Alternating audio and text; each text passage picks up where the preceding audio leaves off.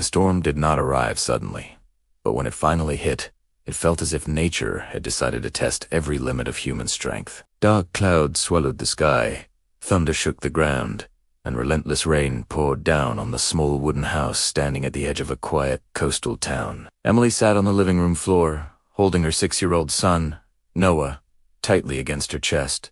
The house smelled of damp wood and fear. Water had already begun to creep in through the cracks beneath the door, spreading across the floor inch by inch. Noah's body felt unusually hot, his breathing shallow and uneven as he trembled with fever. Every clap of thunder made him flinch.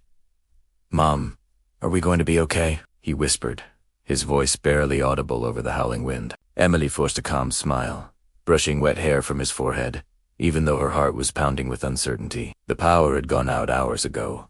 Her phone battery was dead, and emergency lines were unreachable. Outside, the hurricane showed no mercy. The walls of the house groaned, and the roof rattled, as if it might tear away at any moment. Emily remembered the weather alerts she had ignored earlier that day, thinking they had survived storms before. Now regret pressed heavily on her chest. The doctor had warned her that Noah's fever could become dangerous if it didn't come down soon. But the pharmacy was miles away, and now the roads were flooded. As the water inside the house rose to her ankles, Emily realized staying was no longer an option. Fear tried to paralyze her, but the instinct of a mother pushed her forward. She wrapped Noah in a thick blanket, grabbed a small flashlight, and whispered a quick prayer before opening the door. The force of the wind nearly knocked her back. Cold rain soaked them instantly, and the water outside was already neat, moving fast and unpredictable. Every step was a struggle as debris floated past broken branches, pieces of fences,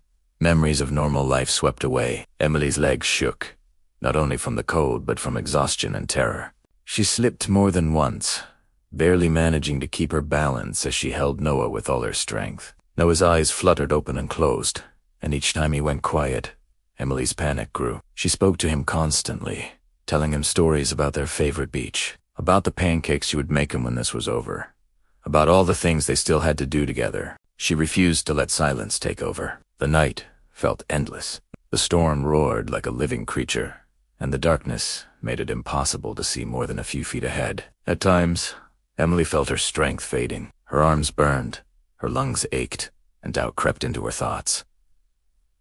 What if she couldn't make it? What if help was too far away?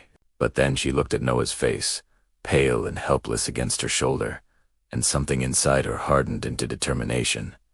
Giving up was not an option. She remembered her own mother telling her that courage isn't the absence of fear, but the decision to keep moving despite it. That thought became her anchor. Hours passed, like years. The rain slowly began to ease, and the sky shifted from pitch black to a faint gray. Through the mist and wreckage, Emily spotted a large building standing firm on higher ground, a high school gym that had been turned into an emergency shelter. The sight nearly brought her to her knees. Tears mixed with rain as she pushed herself forward with whatever strength she had left. When she reached the entrance, volunteers rushed toward her, their faces filled with shock and concern. Someone gently took Noah from her arms, while another wrapped Emily in a warm blanket.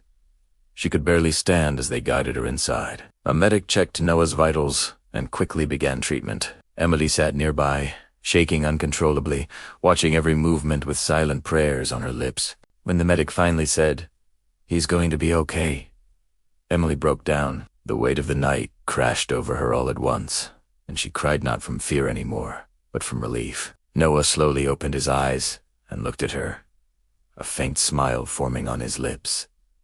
"You didn't let go, Mom," he murmured. Emily held his hand tightly, her voice trembling as she replied, "I never will." Outside, the storm was fading, leaving destruction in its wake. But inside that shelter, hope had survived. Against exhaustion, fear, and nature itself, a mother's love had proven stronger.